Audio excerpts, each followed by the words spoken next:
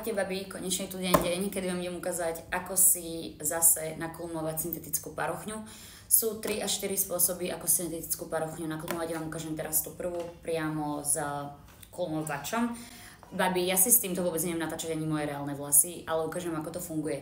Musíte pochopiť to, že syntetika nie je reálny vlas, je to akoby proste plast, to znamená, že ona ostáva v takom tvare, v akom sa vychladí. Vravím, nesúďte ma, ja fakt neviem kulmovať. Nechajte to nahriať. A neviem, ako máte žehličku, neviem, ako dlho tam držíte, neviem vám povedať, na koľko stupňov. Ja to mám teraz akoby na takom prvom bode z 2.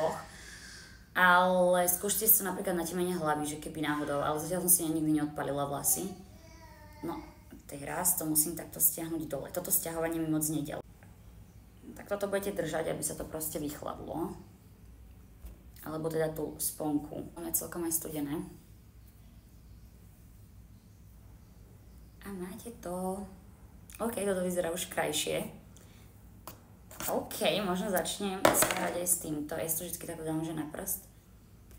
A môžete si to dať, neviem, tu na začiatku.